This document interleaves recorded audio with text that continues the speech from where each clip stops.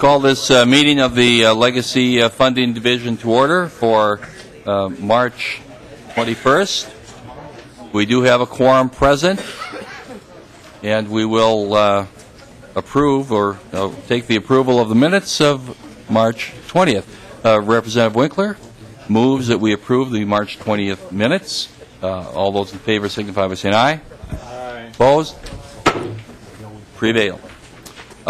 Today, we will be dealing with marking up the bill. We are starting today. Yesterday we moved to 2430, and I will now move it again for passage and referral to the House Environment Committee. I think what we'll do first is to do the amendments and then deal with the bill as a whole before final passage. We're going to have, I think I'll do them in order, the order that you have been presented. We have a 1, a 7, a 9, a 10, and a 11. The first, a Keel bill originally. I will move A1 for inclusion in our bill 2430. I'll explain the bill to you. This one is from the Department of Administration. It basically are technical changes dealing with the effective dates of grants, and places on the second page it removes the Explore Minnesota Tourism and replaces it with the Commission of Administration regarding the payments to the Film Board and the Independent Feature Project. This is to do away with redundancy. It has the support of the Film Board and, of course, Department of Administration. Basically, Department of Administration was to have to deal with two different groups asking for the same money.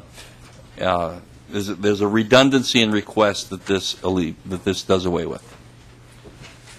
Discussion. Yes. Mr. Chair, procedurally, have we moved the bill in the DE1 yet? We did it yesterday. Yesterday we did yes. that? So the A1 is to the bill as amended? Yes. Okay. Any questions on this? I'll renew my motion to approve the A1 amendment. Those in favor say aye. Aye. Opposed? Carries. Next, the Westrom amendment. Representative McNamara, is this one that is the A7 amendment? Is there anyone who wishes to speak to this one?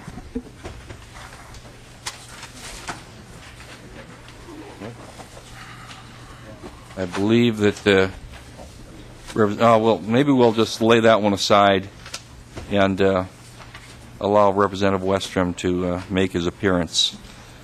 We'll move to A9, the amendment that I think several of you have signed on to. Representative Torkelson, do you want to move that? Mr. Chair, I'd like to move the A9 amendment. Discussion on the A9 amendment. Representative Torkelson. Thank you, Mr. Chair. You should have all received an additional copy of the cover page for this amendment that shows the 4 authors that have signed on, 3 in addition to myself. I'll go through the amendment briefly, but I believe that Representative McNamara has an amendment that will affect some of the language in this first section of the bill as far as accountability for Lessard Sands regarding the trail. Am I correct on that? Representative McNamara? Thank you, Mr. Chair. I believe my amendment is drafted to the A9, so it might be better after the A9. If it does get adopted, then I would like to move an amendment. So Very well. It might be better to do later. Okay, I'll go through the A9 as it is presented. Basically, what's happening here is that the Mississippi Northwoods project is being reduced to a $7,040,000 expenditure. That project, as it goes ahead, would become, in this amendment, part of the Crow Wing State Forest. We are requiring an independent state appraisal be done on that property, and the terms beyond that are, as we've had before, that we would not pay more than the fair market value determined by the independent appraisal. There's some language in here dealing with the trail situation, and that is what is going to be adjusted by Representative McNamara's amendment. And I will not read that in detail at this point. Moving on to the second page, just some more number rearrangement and language changes regarding the trail. Then moving on to the invasive species proposal that starts on line 2.8. Of that reduction of $5 million in the Mississippi Northwoods project, we would dedicate $2.2 million of that towards invasive species research at the University of Minnesota, and there's more language detailing that later in the amendment. An additional $300,000 out of that reduction in the Mississippi Northwoods project is dedicated to a program at the DNR regarding aquatic habitat restoration grants. It's really aimed at our lake associations and other local units that are interested in working on invasive species work to partner with them. Then moving on to Section 4 of the amendment, this affects Clean Water Fund spending. We take a $2.2 million. In the original bill, it was 1.8, so we've raised that up to 2.2, and it matches with the 2.2 that's coming out of the Lessard-Sams portion of the bill. And if here detail, there's much more detail as to how that money is going to be spent. This language affects the entire $4.4 million expenditure, and you can read through that on your own. And finally, the last page gives some more detail as to how that $4.4 million would be utilized by the university, and extends or puts in a date of June 30th, 2018. With that, Mr. Chair, I would stand for questions on the A9 amendment. Thank you, Representative Torkelson. Representative Winkler. Mr. Chair, this is based on the conversation that Representative McNamara and Torkelson had. The A11 amendment is actually drafted to the A9, so I would move the A11 as an amendment to the amendment. And I think it's a consensus item. It deals with the issue of the Lessard-Sams approval language that was in the Mississippi Northwoods project, and it says that the council has to be consulted with on a trail, but it doesn't say that they have to approve it. And so I would move the A11. Any questions? Thank you, Representative Winkler. The A11 amendment has been moved as an amendment to the A9. Representative McNamara speaking to the A11. Thank you, Mr. Chair, and thank you, Representative Winkler, for fixing that. I couldn't remember how it was drafted. Thank you for clarifying that. This is the point that Representative Winkler brought up yesterday about the constitutionality question of whether what we had put in, when I say we, the Lessard-Sams Outdoor Heritage Council put in some language that was something that I was very supportive of, that they be involved in the discussion if a trail was placed, because Lessard-Sams normally would be buying land for habitat, and trails could seem to be inconsistent with that acquisition. So I wanted them to have an opportunity to be part of the discussion on the trail. Representative Winkler brought up that the way it was originally drafted has constitutional questions. So I'm wondering, Mr. Chair, or Representative Winkler, it might make sense for either one of the principals of the council, I know the vice chair is here for sure, and so is the executive director, maybe to speak to what we're trying to do. They have not had a chance to weigh in on this, and just so they could speak to their intent and why that language was originally in there. Thank you, Representative McNamara. Mr. Chair, just Representative Winkler. I'm going to withdraw my motion, and it's my understanding from working with staff that it would make more sense if Representative Torkelson would be willing to incorporate the A11 into his A9. That was going to be my based on the conversation that we're going to have, Sure. Thank you, Representative Winkler. Representative Torkelson, will you incorporate the 11 into your A9 amendment? Thank you, Mr. Chair. I'd be happy to incorporate that language into the A9. Thank you. You realize what we've now done is that into one amendment, for those of you in the audience and watching at home, we have now brought together McNamara, Winkler, Torkelson, and Wagenius. We've Dill and Pepin. Dill and Pepin, yes. Brought them all together. We've united into one amendment. This is historic. To that point, Mr. Chair, I'd be careful. I'm not on the original A9. I'm supportive of the A11. Mr. Becker, at that historic time, you could answer the question. Mr. Chair, Bill Becker, Executive Director of the Sarge Sam's Outdoor Heritage Council. After consideration yesterday evening on the specific language in the Mississippi Northwoods, it was our conclusion, my conclusion, I should say, that Representative Winkler's point was well taken. This is an administrative duty in terms of approval and doing the master plan. Our concern is about fragmentation of habitat and interference with public use. The Constitution says that land acquiring fee has to be open to hunting. The council seeks to minimize the impact of the trail on the hunting and on the habitat. It doesn't seek to forbid the trail from passing through. And all we want is a chance to negotiate with principals involved as to the location, so as to minimize the effect on habitat and public use. Okay, thank you. Other comments or questions? Are we discussing the amendment now? We're on the amendment. We're on the A9 amendment as amended. Question. Representative Cornish. Okay. Representative Torkel, the question for you. I've talked with you, and you know I'm not a big fan of the A9, and so I want to be sold on it, and so I would want you to please address the why, and if this will still let the project survive, what our legislative intent, how will this project survive in the future, and also cover why this would be acceptable to meddle with the suggestions. I'm not saying I want to vote for it, but I just wanted to explain to me why you think it's such a good idea, and then if it's going to kill this project or not, taking all that money away from it, and just some thoughts and justification for it. And then I wouldn't mind hearing from if the folks that are in the project think it's going to survive with the amount of money we're giving them, if there's any way to salvage that. Thank you, Representative Cornish. Representative Torkelson. Thank you, Mr. Chair. You know, we've had quite a bit of discussion in this committee already regarding the Mississippi Northwoods project and as to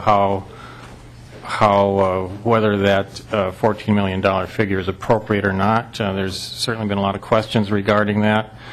We feel it's appropriate that we step back and give us a little more time to really find out, get a proper appraisal done, find out what that particular piece of ground is really worth, what the purchase price might be.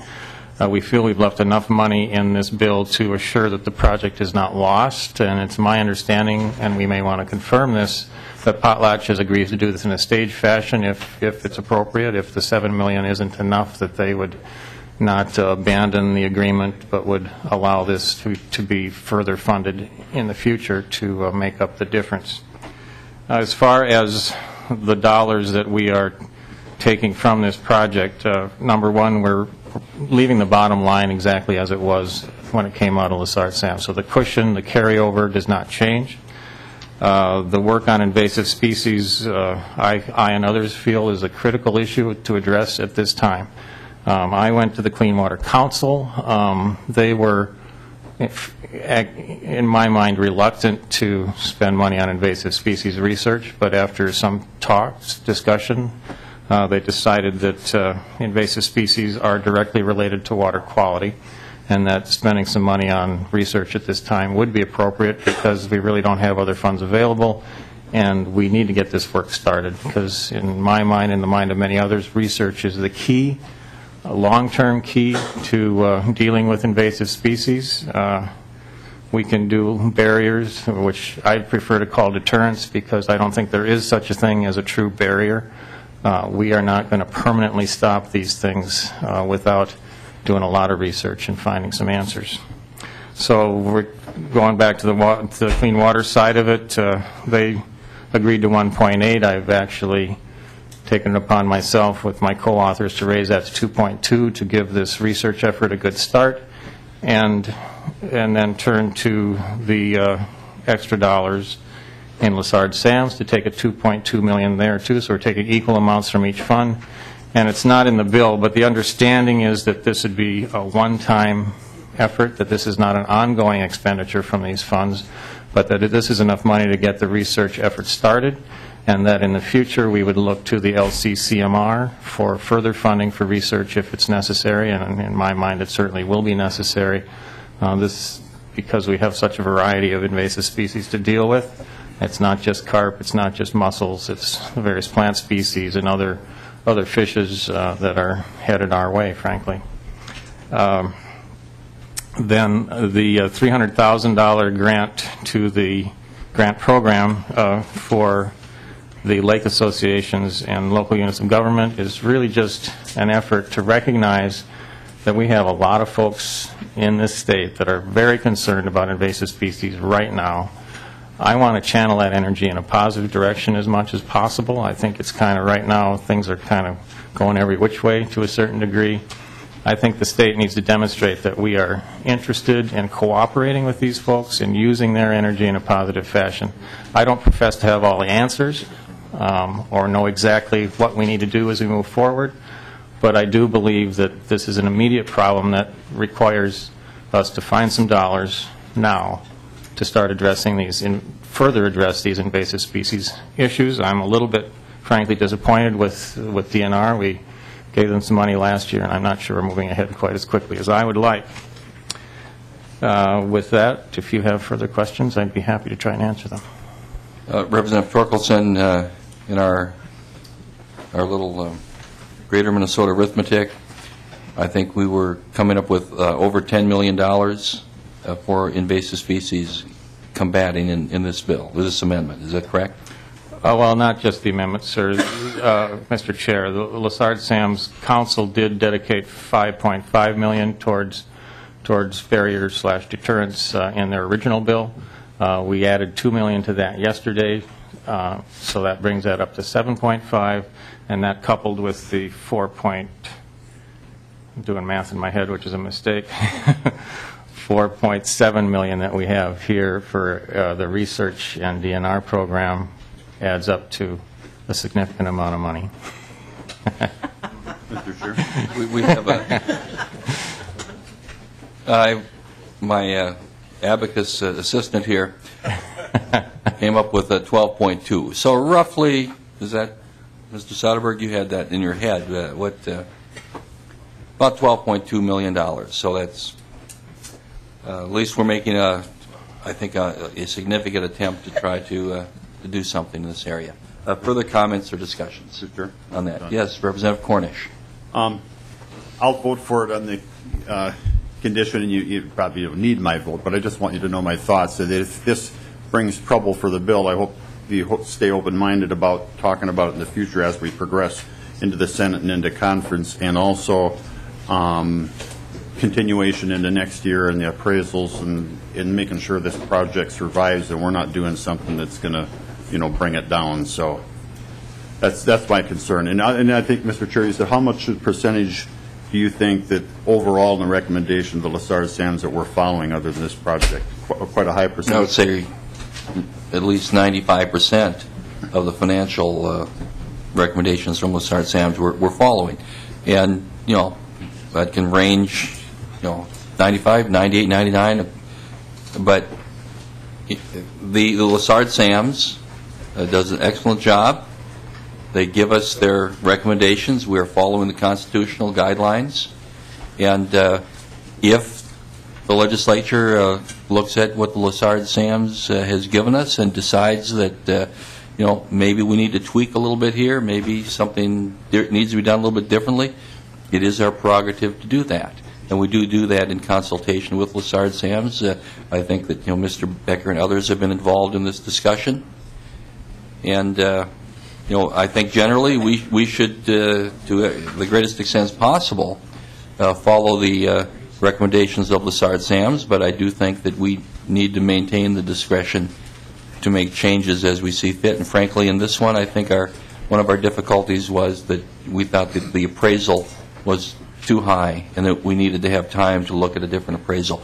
But I am I'm interested, if there is someone from Northwoods here who would care to comment and address the concerns of Representative Cornish that this does continue as a project, that would be appropriate at this time. Mr. Chair, I would like to make an oral amendment to my amendment, if we can do that at this time. It's not too complicated for us. It's not too complicated. On line 2.31 of the bill, following the second "the," insert water quality of. So that line would read, have the potential to threaten the water quality of the state's lakes, rivers, and streams.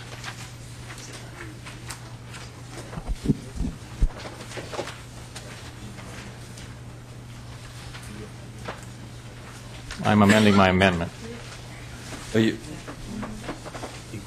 Again, this would be incorporated into the A9 on line 2.31. After the second "the" in line 2.31, add words, water quality of the. After the water quality of the. Okay? You're incorporating that in? I would like to incorporate that into the A9, Mr. Chair. It's important that we recognize in this work with the Clean Water Fund that we are working with water quality. Okay, thank you.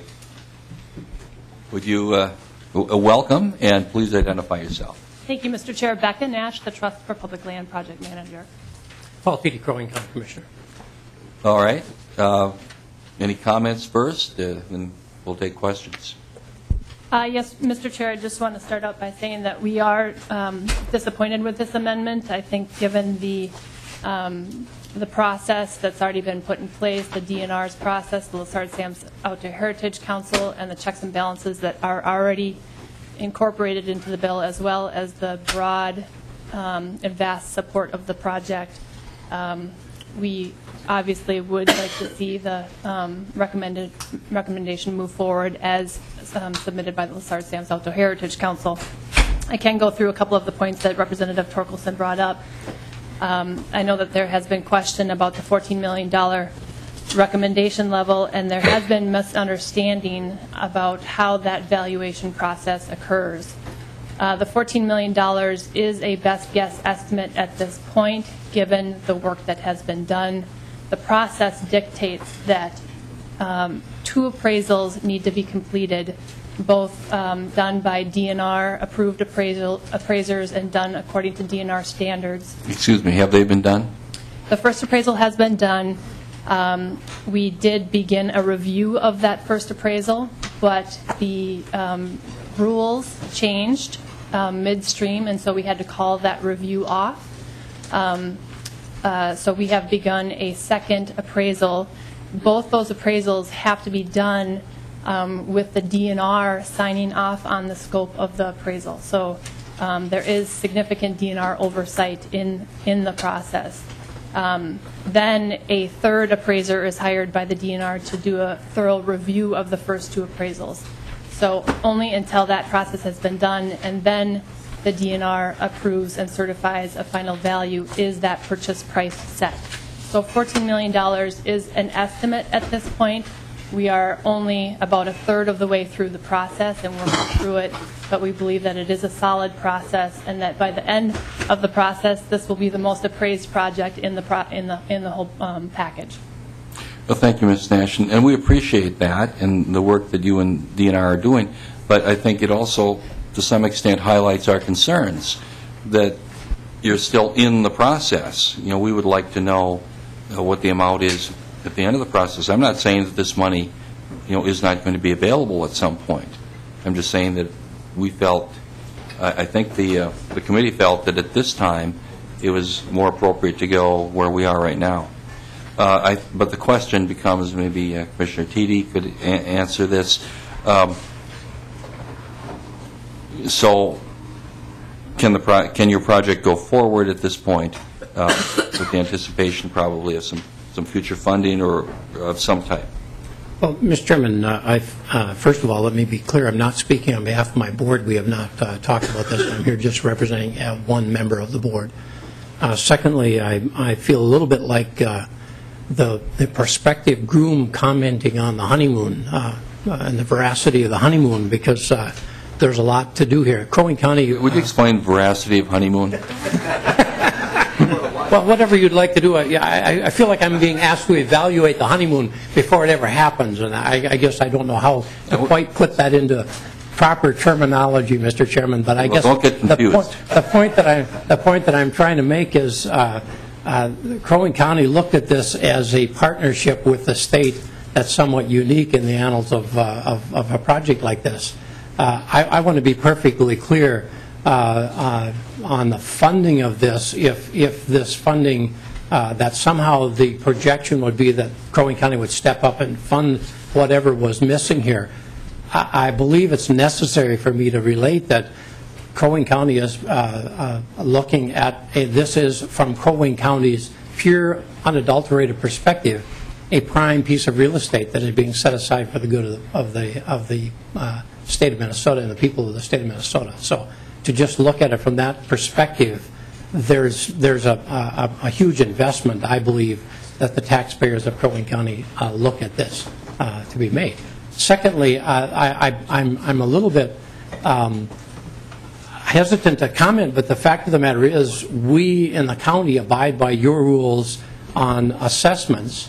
The assessment and the appraisal conversation, this assessment is based on what's there and raw land in the county, not on an appraiser's future use of it. And that seems to me to be part of this discussion that is a bit troubling to me. I don't know how we arrive at that.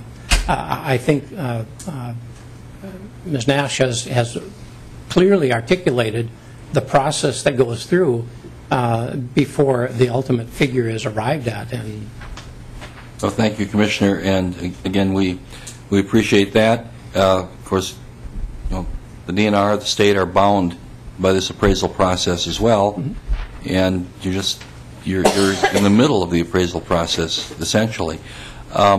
If you're given $7 million, are you going to spend it on the land? Mr. Chairman, I think it would be a question that I could not answer for you specifically. Again, the county board would have to look at that, see what the ramifications of that are, and it would probably be a discussion of whether or not we actually want it to be the landowner in that case. I can't answer that for you. Thank you, Representative Winkler. Thank you, Mr. Chair. Ms. Nash, we had a previous discussion about the option that TPL has for this land, and my memory says that you essentially have an option for whatever the appraised price is. And I guess the question is there a time that when that expires? Ms. Nash? Mr. Chair, Representative Winkler, we have until December 31st, 2012 to close on the property.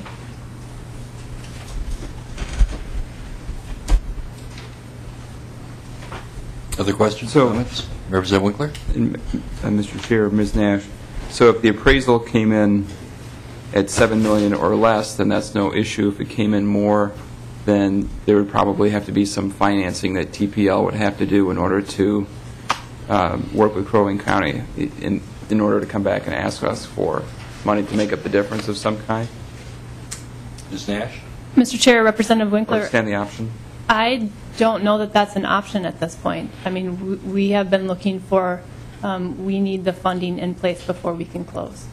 And so I don't have as much optimism as others, perhaps, that there's going to be a viable project at this funding level. Representative Winkler? Mr. Chair, Ms. Nash, do you know if Potlatch has other buyers out there circling at this price point? Or I mean, the option may expire, but that doesn't mean the deal goes away. Ms. Nash? Mr. Chair, Representative Winkler, during the option period, the landowner is prohibited from marketing the property, so it is not on the market right now. However, they have done extensive research and have been talking to developers in the area before we got involved. So that's the information I have.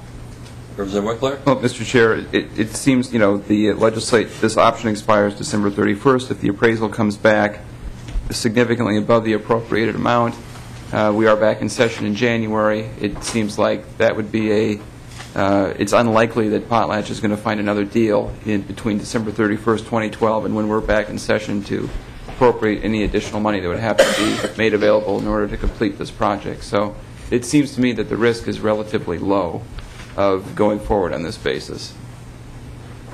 Representative McNamara? Thank you, Mr. Chair. I just wanted to clarify something Ms. Nash said. I'm not sure if it was in Lessard-Sams or in the previous hearing on this bill in this committee. I believe it was in Lessard-Sams. I believe Ms. Schmidt from Trust for Public Land spoke that you have had discussion with Potlatch and that they were open to the phasing of the purchase, but it would mean that the less advantageous part of the acquisition would happen first, so that there would be incentive for the buyer to go forward with the rest of the purchase. And if for some reason they didn't, Potlatch would get to keep the more valuable property. So in simplistic terms, this is roughly 2,000 acres. I'm assuming the 1,000 that would be to the south away from Mississippi River potentially would be the first 1,000 if that's how it was deemed, Representative Winkler. I'm not sure I'm on the same page as Ms. Nash just led us to believe. I thought Potlatch has had discussions with TPL from the very beginning that if $14 million wasn't available, there was ways that they were willing to work in a phased. And maybe, I don't know if Ms. Nash might not have been, or if Mr. Becker can remember if it was in Lessard-Sams. I thought there was discussion that that was a available option. Ms. Nash? Mr. Chair, committee members, Representative McNamara, I think that is a fair recollection of what we said. And I think that the issue is that the risks involved in that scenario are so great that we could end up with land around a golf course, which I don't think is what we're looking to do here, to buy land that has a golf course in the middle of it. So there are possibilities, but whether that's an attractive project that we all want to see happen, I'm not so convinced of that. Representative Torkelson? Thank you, Mr. Chair. I just wanted to re-clarify a little bit what's in the amendment. This land, in the amendment, if this purchase went forward, it would become state forest. It would not be going to Crow Wing County at this point in time. That would be an option that might be available, of course, in the future. There are other options that could be looked at: aquatic management area, parks and trails funding, or there's talk of a trail through this property.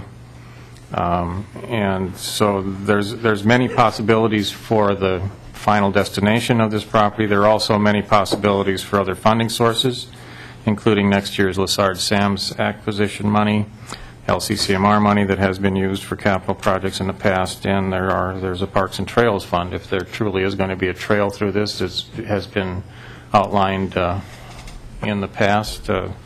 That's another option that may be available.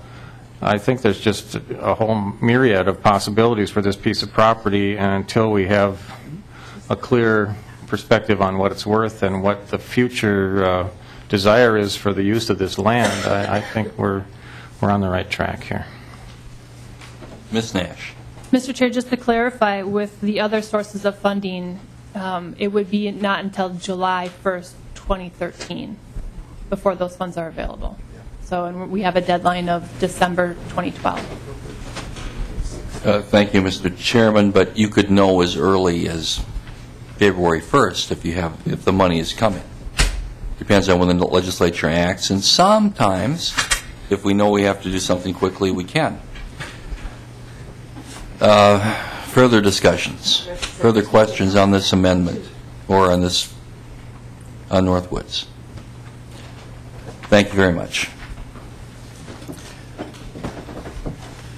Any other discussion on the A9 amendment as amended? And those in favor signify by saying aye. Aye. Opposed? The amendment prevails.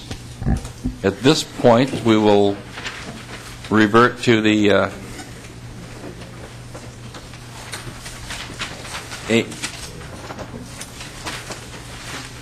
A7 amendment. Representative Westrom.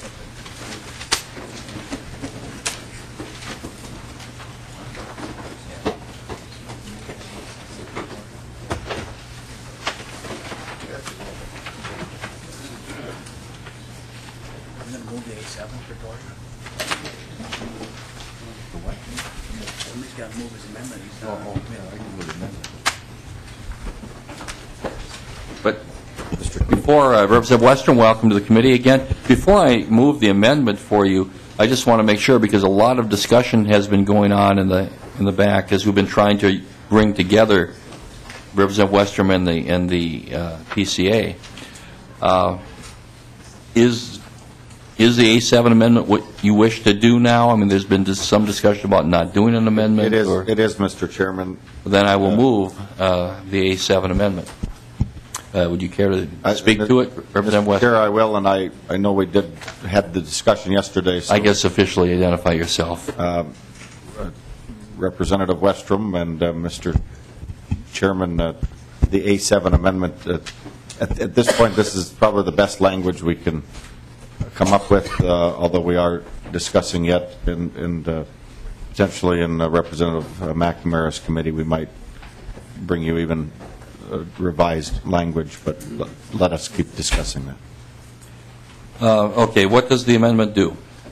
Mr. Chairman, this amendment, as we discussed yesterday with Mr. Miller and others that we talked to the committee, it would allow for wastewater, stormwater, or as methods for improving water systems and water usage at ethanol plants. This amendment adds in using innovative technology in a pilot project for reducing the use of groundwater at an ethanol plant. And so that's what we're focusing on, adding in as another option for the use of these funds. Okay, Representative Westrom, comments or questions on the amendment A7? Representative Torkelson. Thank you, Mr. Chair. Representative Westrom, I've been kind of tangent to some of the discussions regarding this issue, and it's my understanding, I'm fine with your amendment for today, but it's my understanding that those discussions as they move forward would remove the specific language that would specifically mention the Stevens County ethanol plant. Is that your understanding? Correct, Mr. Representative Westrom. Correct, Mr. Chair, and Representative Torkelson. Thank you, Mr. Chair. I appreciate that very much. I would hope that that's the way some more language would come forward as we get to the next committee. All right. Representative Winkler. Well, Mr. Chair, I guess I'm not clear why we would move this amendment if it's not the final form that we're going to be using, since it's the Legacy Committee that's actually, or the division, that is setting the precedent of this direct earmark for this particular project. Wouldn't it be better if we just didn't have it in there at all? And then we could move the amendment once it's in final form? Is there any huge urgency on this one? Representative McNamara? To Representative Winkler's point, Representative Westrom, would you be okay if we worked on it and then did it in the full Environment Committee on, I think we're scheduled maybe Thursday afternoon, tomorrow afternoon? Well, Mr. Chair, Representative McNamara, of course, it's the committee's will, but in this process, I think it would be helpful to put this in as starter language, if nothing else, and it keeps everybody working towards the objective.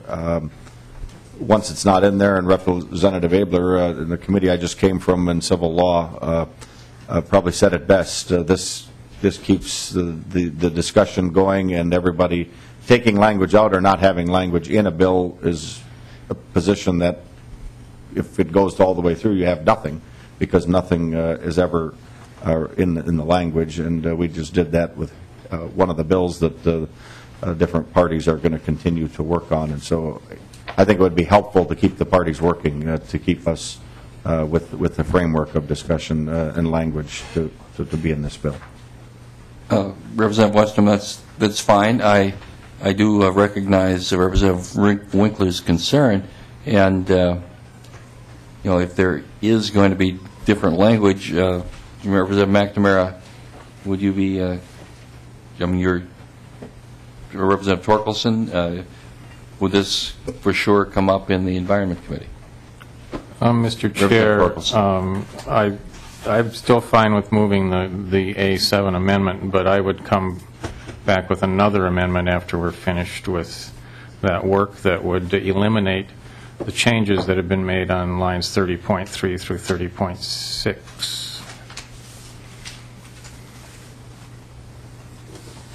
Thank you, Representative Torkelson. So you want to make those changes now, or? Well, we're still in discussion of we the A7, Mr. Chair, so I think we should finish our business with A7 first. Okay. Anything else? Representative Winkler. Well, Mr. Chair, I guess I'm a little concerned about this. This was not a bill that was heard in committee. We didn't have a chance to vet this before it was put in the omnibus bill, and we had questions about it when we reviewed the omnibus bill. I don't even know what day that was. It feels like weeks ago at this point. It may have been yesterday, for all I know. Probably was. But we talked about it a little bit. There's some, I think, real questions about what the objective is, some real concerns with PCA about this, and now we're moving forward, or the suggestion is that we move forward with $1 million appropriation and with language designed to keep a conversation going, and I don't even know what we're talking about exactly. And certainly I'm not part of any conversation. So, I mean, frankly, my preference would be that we strike the section that contains the appropriation, and if it's something that needs to move back in later, that would be one thing. But as far as this committee goes, we didn't even have a chance to hear a bill. It didn't come through a process like Lessard Sams or anything else. So I have real concerns about, for the sake of moving a bill forward and continuing a discussion, just kind of moving it along out of this committee without really examining what we're doing with it. Well, thank you, Representative Winkler. But, of course, this is not a new piece of legislation. I mean, this passed through Representative Murphy's committee a couple of years ago. We dealt last year with some language changes that we made, discovered that these language changes did not fit the project, and so basically what had been asked for is for some language that would fit this project of this ethanol plant. So, I mean, this is something that has been through this committee well discussed in the past. So it's not something that has just been dropped on us as something very new. Further discussion. Representative Wagenius. Well, thank you, Mr. Chair. It concerns me when we are saying that the language does not fit this project. I think the question is, does this project serve Minnesotans to the point that they want to spend $1 million on it? I mean, it's Minnesotans' money, and I am having trouble figuring out what the benefit to Minnesotans is, because the original intent of having any money for the beneficial reuse of wastewater was to encourage any kind of business, including an ethanol plant, to site near a wastewater treatment system, as they do in North Dakota, so they can use the water instead of using groundwater. So there was never any intention of saying, oh, well, we'll use it for a plant that's already in existence, already using groundwater, because we're not going to recite that plant. So my preference would be to spend the money on a business that is looking to site near a wastewater treatment plant, and then you have to use the money to finish the water from the wastewater treatment plant so it works for whatever industrial process you have. And the word finishes is a term of art. Water has to be of a certain way, and wastewater treatment water probably isn't, but you can add or subtract from it in various ways to finish it. So it's really good for a business, so that's a win-win. I mean, it's a great win for the wastewater treatment system, or it can be a great win for the stormwater treatment system, and then it's a win for groundwater, and it's a win for business.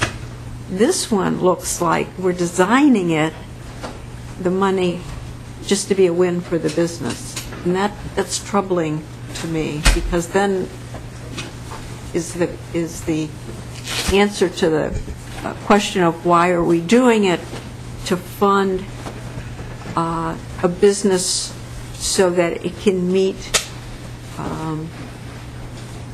its permit requirements, and that's not what we usually do. Businesses usually meet their own permit requirements, and when they go above and do something terrific, we give them money to go above and do something terrific.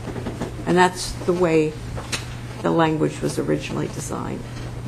Thank you, Representative Wagenius. Representative Westermore, would anyone else care to answer the question, how do the people of Minnesota benefit from this $1 million expenditure? Mr. Chair, I will, specifically to the question of Representative Wagenius, the focus is on the reduction of groundwater. We heard that discussion yesterday. Mr. Miller is here again if you want to hear Mr. Chairman, but out of respect and understanding the committee's time, I understand that maybe wouldn't be the case today. The groundwater reduction is a significant savings for the citizens of Minnesota, Representative Wagenius, and that was the idea behind it all along. If you can supplant some use of groundwater with other sources or other ways or other methods, that is the spirit and the intent of what was going on, and still is the spirit and intent of what is going on. As you get into this, that is why we don't have the $1 million spent only to report back that, oh, it didn't work. The projects that we're looking at, it stopped before they spent the $1 million because they said that method isn't going to work. I also would point out in the bill, Mr. Chairman and members, originally when it was passed, it was narrowly targeted, and there's basically 3 locations in the state that it was targeted towards in the beginning. So the idea of it qualifying for a newly sited plant, while they would be permitted to apply at the same time, that is not happening. That is not happening in this market. In our state, ethanol plants generally have a tough time ever getting sited, and we've had examples of some in recent years that have just moved across the border instead of even contemplating siting in Minnesota. So to say that is the only focus, I don't think is a correct analysis either, and we don't have anybody looking to site a new ethanol plant in the state of Minnesota. And so the benefit is the reduction of groundwater. If you can take the numbers we heard yesterday, 6 gallons, and reduce them per gallon of ethanol, that is significant for the citizens of Minnesota, and that would be significant in this situation as well. Thank you. Further comments? Mr. Chair. Representative Winkler. Mr. Chair, Representative Wagenius also raised the issue of whether this money is just being used to subsidize the company meeting permit requirements. And so I guess the question is, how do we know, based on the legislation, that that's not the case? And Mr. Chairman, and thank you, Representative Winkler, that is primarily, or at least in part or specifically, one of the issues we need to follow back up and are working with the PCA. Mr. Kudelka, in my discussions, was concerned in the sense that apparently even one of the persons he needs to kind of clear stuff through wasn't at the PCA yesterday or today, was out or at other commitments.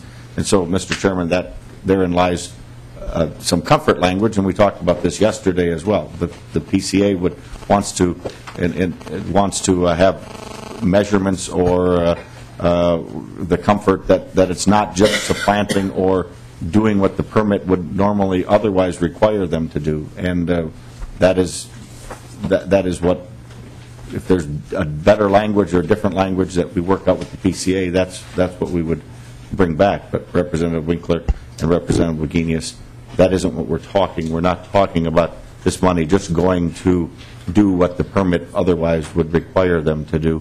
We're trying to find a win-win, because the current permit may not require them to reduce any use of groundwater other than to clean it up and clean up the discharge. The laws in the state of Minnesota, and this is, Mr. Miller could even talk about this better, Mr. Chairman, but I out of the time, they can pull the water out of the ground. It needs to be cleaned up. And because of the quality of the groundwater in this area and in this western Minnesota, they actually can't even put the groundwater that they take out back into the ground without cleaning it up under our permit regime in Minnesota. And so once it comes out of the ground dirty, they can't put it back in the same state it came out in the first place if they didn't do anything to it. And so there is a fairly high threshold that is already needing to be met. They are proposing they will find even better ways to clean up the water, and part of the way they're going to, their engineers are proposing to do this is to reuse some of the water they are using for processing to eliminate the pulling of that water out in the first place from the ground. And so it's possible that there isn't going to be a technology that can be achieved to do this, but right now it looks like there could be, and that's what we would put the language in place for. Well, thank you, Representative Westrom. I'm inclined to include this in the bill. It does have at least 2 more stops, and I do think that it needs some work along the way, and I expect that Representative McNamara and Representative Torkelson, who will see it first, will consult with you and address those concerns. Very good. Representative Winkler. And Mr. Chair, we will be seeing this on the floor, and to me, the issues that will have to be addressed in the language are the specific earmark, some assurance or guarantee that this isn't funding existing permit requirements. Well, those are the 2, and it seems to me the best way to make sure it's not funding existing permit requirements is to give the final authority to the PCA rather than a direct appropriation from the legislature. Okay, well, thank you, Representative Winkler. You and Representative McNamara have a good history of coming together on issues, and maybe you can do that again. It's short, but good. Any further discussion? On the A7 amendment, those in favor say aye. Aye. Opposed? Aye. Carries. Thank you, Mr. Chairman. Thank you, Representative Westrom. I believe now we will move to the A10 amendment. Representative McNamara. Prairie Grasslands Public Grazing Program. Oh.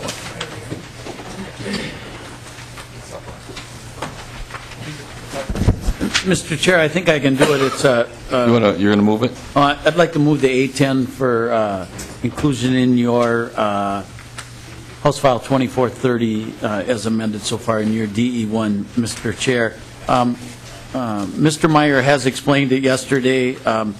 There's just a couple of changes that talk about how the grazing would be used for invasive.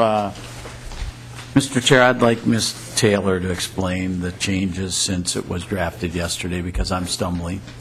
Thank you, Representative McNamara, and you did have a long night, too. Well, I stumble all the time, Mr. All right. Chair. Ms. Taylor. Mr. Chair, members, this amendment replaces two sections that are currently in the bill with some modified language. Some of the changes are technical, and then, like Representative McNamara suggested, there, if you'll look on line 1.8, there's just clarification that the grazing is enhancing wildlife habitat, including management of invasive species, and similar language is also added on the section below, section 12. There was some previous language in the section 12 that required revenues to be deposited in the Outdoor Heritage Fund. We've now sort of put everything into the Game and Fish Fund unless otherwise provided by law, and that was sort of a technical thing, Ron, and I felt needed to be done, not the moving the Outdoor Heritage Fund, please, but in general providing some place for the revenues to go. And I think there were some other just minor technical changes as well. And DNR may be able to speak more specifically on why they requested the changes, but I understand that these were DNR recommendations. Thank you, Ms. Taylor. Mr. Meyer.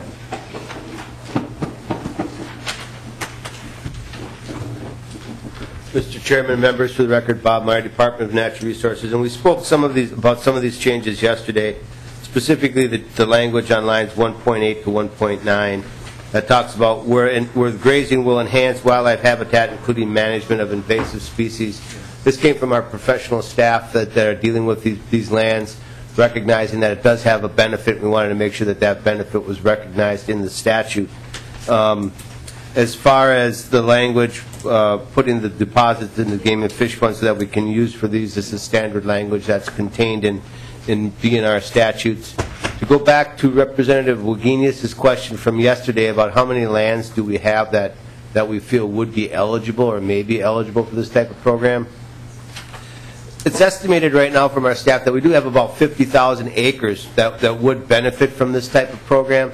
However, not all of them are large enough in size to have a program like this or are near cattle. So there are some challenges that we need to deal with, but we do think this is a friendly amendment, and this is the direction that we were moving, so we can support the language in the amendment, and we appreciate the changes that were made in this language. Thank you, Mr. Meyer. Any questions of Mr. Meyer? Representative Murphy. Thank you, Mr. Chair. Mr. Meyer, are we talking about just cattle, cows, and steers? Are we talking Representative about Murphy, Representative Murphy, goats, Mr. Chair? would you speak into your mic, please? Are we talking about cattle, cows, and steers, or are we talking about other kind of grazing animals? Mr. Meyer? Mr. Chairman, members, the language is generic. You'll see on lines 1.7 it says with livestock owners. So I'm not sure. I don't believe there's a definition of livestock in Chapter 84, but if you just use the common term of livestock, it would be sheep. Could be any of the above. It could be Llamas and buffaloes. Like possibly. Yes. It's not specific. Everything. Yes. But, Mr. Chair, Mr. Meyer, in those areas where the 50,000 acres are cows and steers the most prevalent kind of livestock? Mr. Chair. Mr. Meyer? Representative Murphy. I believe so. I mean, the overall participation in this program will be through cattle. I mean, Cattlemen's Association is very interested in this. We want to work with them. As I mentioned previously, this kind of gives us a couple twofers, so to speak. It will help provide areas for these producers to graze, but it will also reduce the resistance that we see out there sometimes when the DNR is trying to acquire land. We need to work with all the, we have a good neighbor policy, stewards of the land, working with our neighbors, making sure that they accept the policies and that what we're doing doesn't impact them, so to speak. And I think this not only gets us free management of these lands for prairie restoration and management, but also provides a good end product as well. So as I mentioned, we're moving in this direction, and we're excited to see this and work with these people to do this. Representative Murphy. Mr. Chair, Mr. Meyer, I hope the good end product is more like steak than veal. Mr. Meyer, thank you. Thank you. Any other comments on the 810 amendment? Questions? Representative Wagenius. Thank you, Mr. Chair. As I've been thinking about this, I've been thinking about how this language fits to protect the prairie, because we're protecting wildlife habitat. Are we also protecting the actual prairie so we don't lose our prairie? But then it occurred to me, are any of these school trust lands? Mr. Meyer? Mr. Chair, Representative Wagenius, I doubt it. I would have to go back and look, but what we're talking about and where our current holding of school trust lands are not in the prairie grassland areas of the state. So if there were any school trust lands, any revenues generated off of those would need to be directed into the permanent school trust fund account. So we can look. I highly doubt that, but it is a good point, that one that we're very cognizant of, and we need to make sure that if there is anything generating revenue off of trust fund lands, that those revenues are deposited into the right accounts. Anything else? Then, thank you, Mr. Meyer. Thank you. Any other discussion on the 810? Those in favor signify by saying aye. Aye. Opposed? Carried. That completes the amendments that I... What?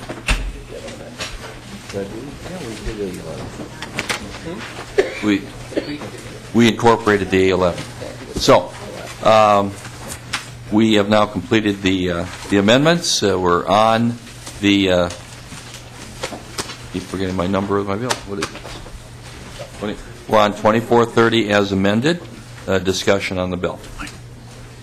Representative Murphy. Mr. Chair,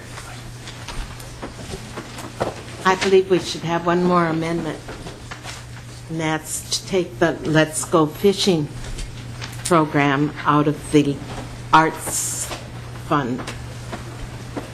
I think the Let's Go Fishing program appropriation would supplant what has been done in previous years. In the communication that we received from Mr. Knutson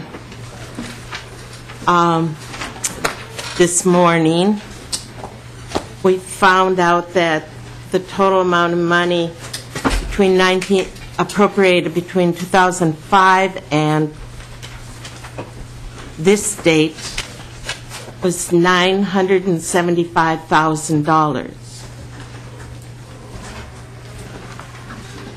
During that time, I don't know if the committee that, it was the Environment Finance Committee that appropriated the money, if they received information on the total program costs or the total program receipts, the administrative costs, the donor lists, the number of chapters that have increased, the number of fundraisers that have taken place, what the particular outcomes were, how many volunteers across the state are there and were there to begin with, and whether we're paying for the appropriations from the Environment Committee appropriations are paying for maintenance and repairs or ongoing program costs. The Let's Go Fishing program in my area is exciting. It's very well run. The people love it. The recipients of the people that go out onto the big lake are thrilled to death. I've encouraged the Let's Go Fishing program to continue, but I don't think it should continue with legacy money from the Arts Fund. I went back to the guide, and I found that possibly of the 10 principles in the Arts Fund, maybe one principle is addressed. No outcomes. I went to the Clean Water Fund principles,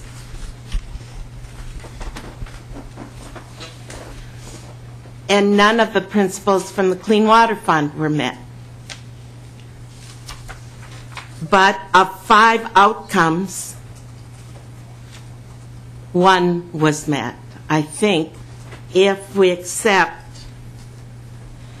what was discussed the other day, and that outcome was an increase, the desired outcomes for the use of the Clean Water Fund, an increase in the percentage of Minnesotans of all ages, ethnicities, abilities, and income who use Minnesota's lakes, rivers, streams for recreation. And that seems to me to sum up what I've been told is the goal of the Let's Go Fishing Fund.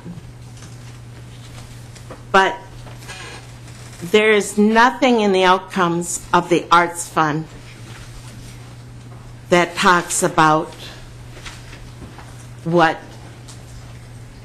Representative McNamara was talking about the other day. And the one principle out of 10 that Representative McNamara addressed was that for some people, going fishing or going out on the pontoon would be as soothing and satisfying to the individual than going to a concert. And if that's true, then the principle is funding for the preservation of the cultural heritage should involve funding for both tangible and intangible cultural heritage. So that principle might be addressed, but none of the outcomes. I strongly feel that after the appropriations that have been made by the Environment Committee in 2005, 2007, 2009, which totaled $975,000, that if we took money from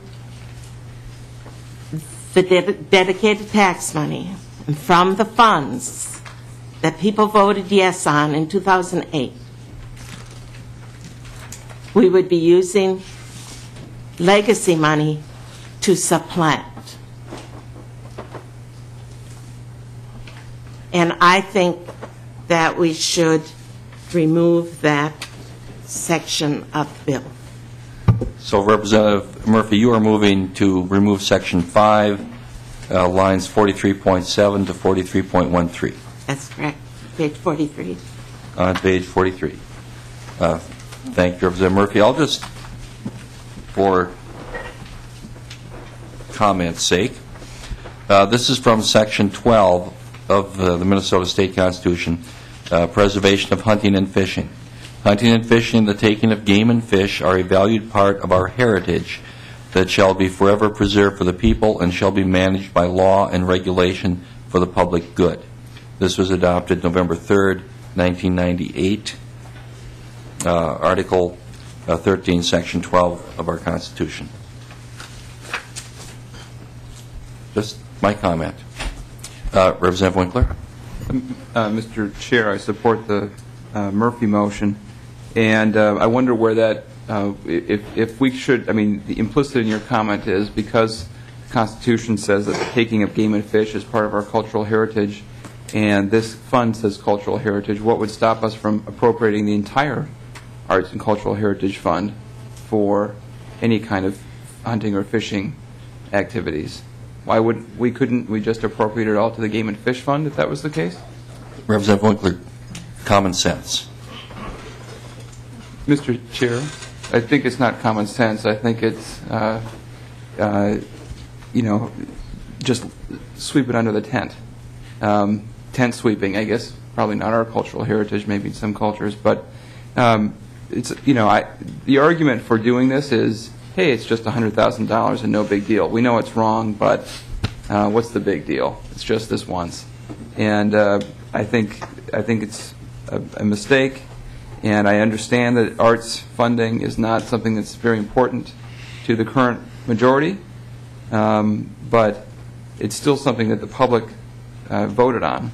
And just as any time the public votes on a constitutional amendment, we have a certain obligation to live up to what they voted for. And even if it's just a little slippage, it's just this once, it's just $100,000, it's still wrong. Thank you, Representative Winkler. And let me just say that, I cited that constitutional provision because I do think that it speaks to the heritage of fishing and hunting in our culture. And there are a sizable number of members of the caucus to which I belong that art spending is still very important to. And I think that in much of what we've done, that's been evident in the last couple of years. Further discussion? Those in favor, then, of the Murphy amendment signify by saying aye. Aye. Opposed? No. Aye. No. I believe that it's, I'm in doubt. Those in favor of the Murphy motion, raise your hands. Those opposed? Well, the motion fails. I think it was, was that 5.5? 5.5 to 4.5. 5.5 to 4.5, the motion failed. Mr. Chair.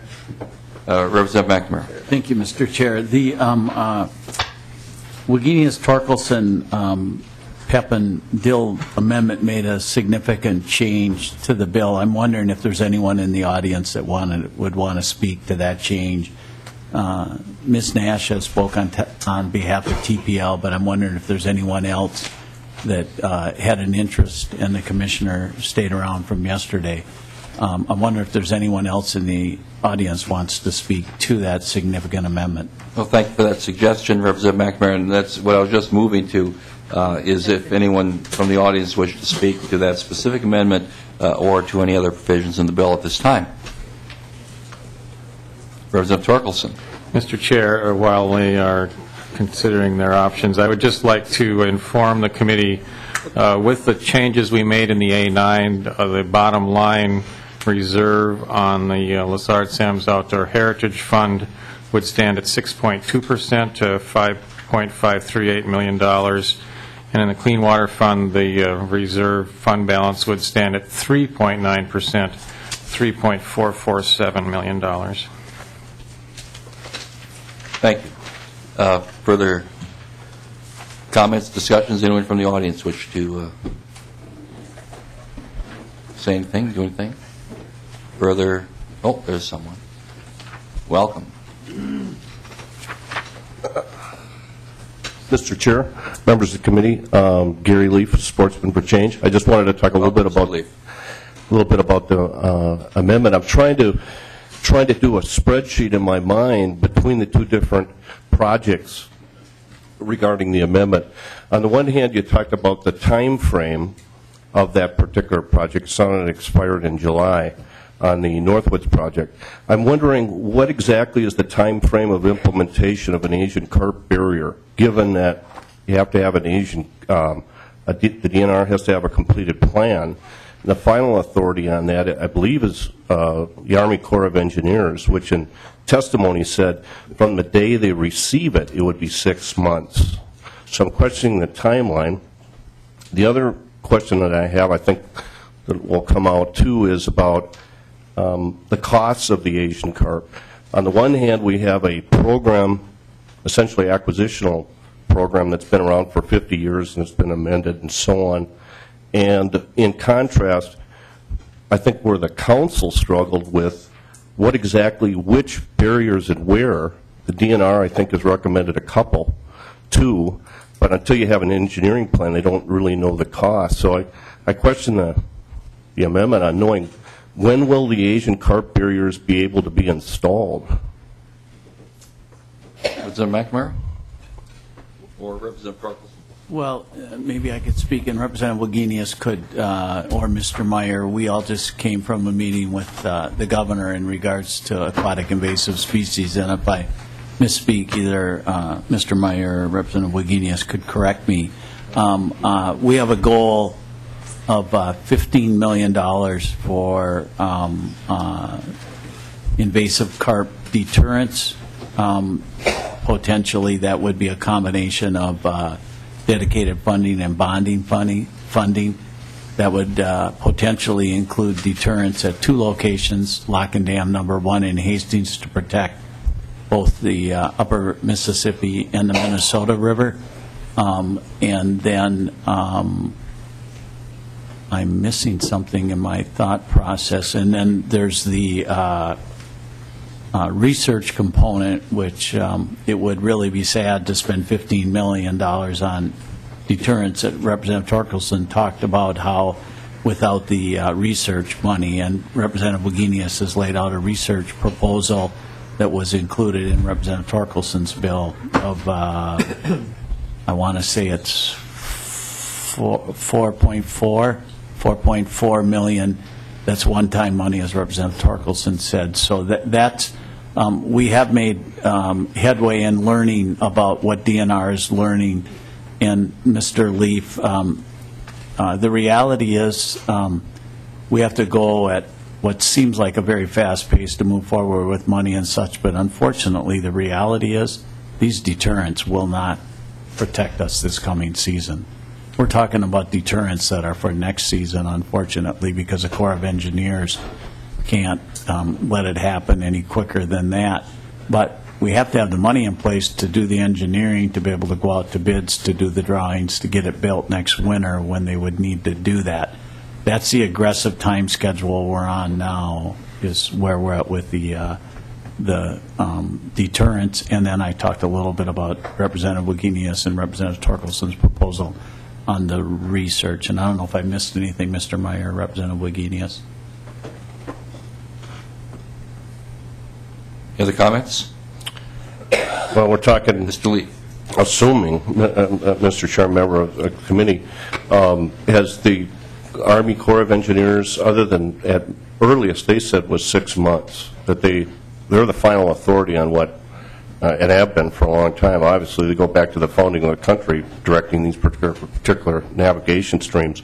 So, again, comparing the 2 projects, types of projects and so on, it seems to me they'd have to find out from the Army Corps of Engineers exactly when that will be, or, but you got to have a plan before they're even going to comment on it. So I think we're talking about something, the earliest is maybe next year, but all right. But to that Thank point, you, Representative McNamara. to that point, Mr. Leaf is correct. The earliest it would be potentially become active would be next year. But we're working under the assumption you're talking about 6 months. I think that's the most optimistic possible.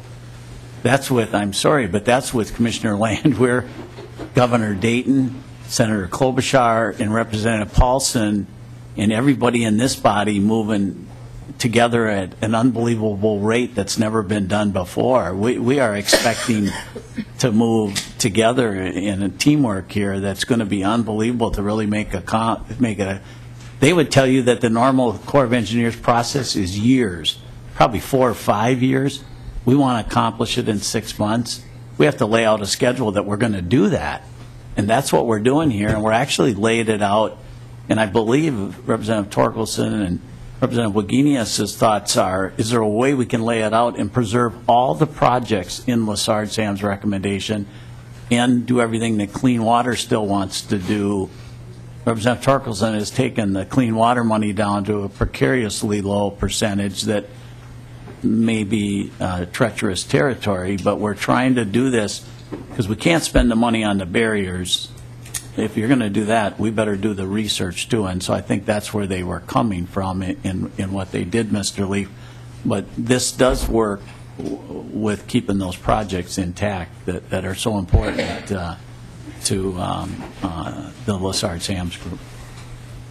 All right. Thank you. Mr. Leaf? Any other comments from the audience or anyone else? Representative Torkelson? Thank you, Mr. Chair. I was just curious, did we ever discuss the original House File 2430, the rulemaking website? Yes. Thank you for reminding me of that. I must have forgotten. Ms. Winter?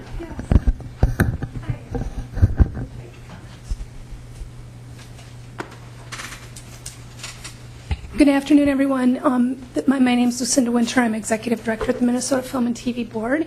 And I apologize, I was not available at the previous legacy meeting when there was testimony on the little paragraph in this bill that applies to the film industry. It's in Article 4, and we are in Section 1 of, it's Section 3 in Article 4, lines beginning at 4219.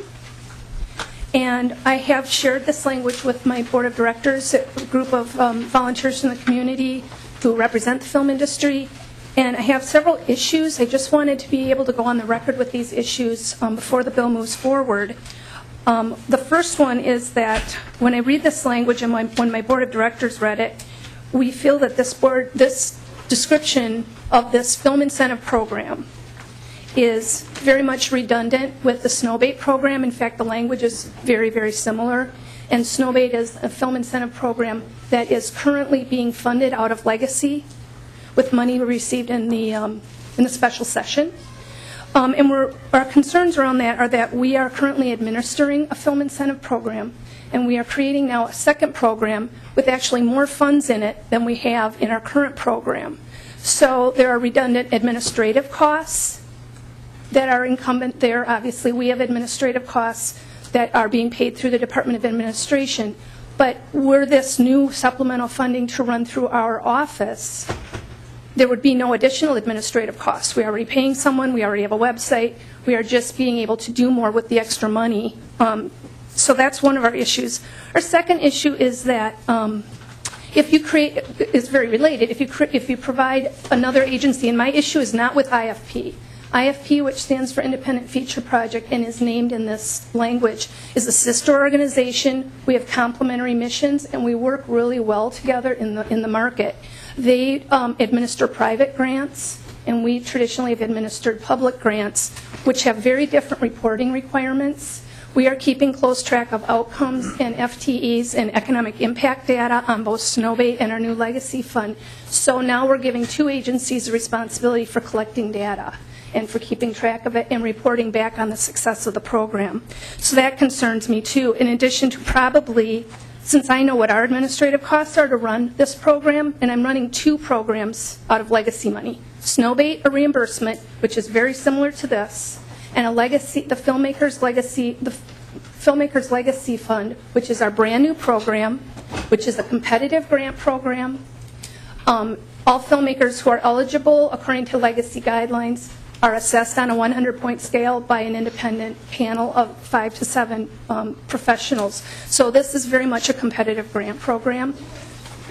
The third issue we have is that we just created this program. We just sent out our first RFP. It will close on March 30th, and we have 2 more grants that we are about to open up with Legacy funding. So we are wheels up on this. We have done the public meetings, public input about what they're looking for in grants, and we are now wheels up and ready to go.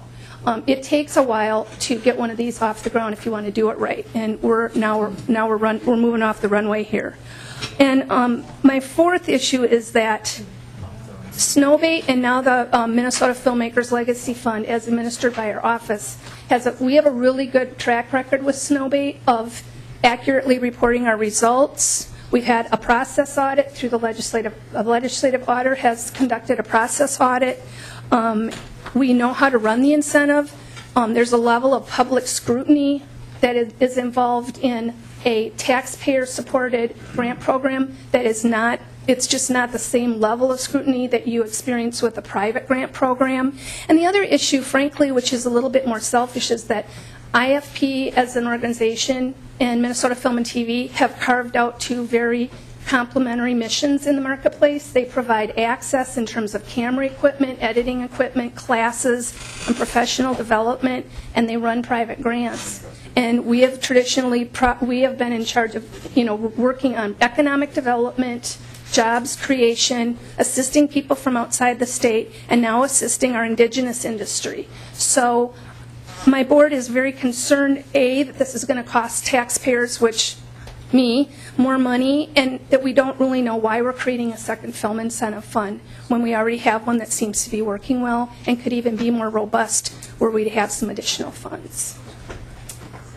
So I just need to be on the record. I really apologize that I couldn't be here the day that this came up. I had a conflict.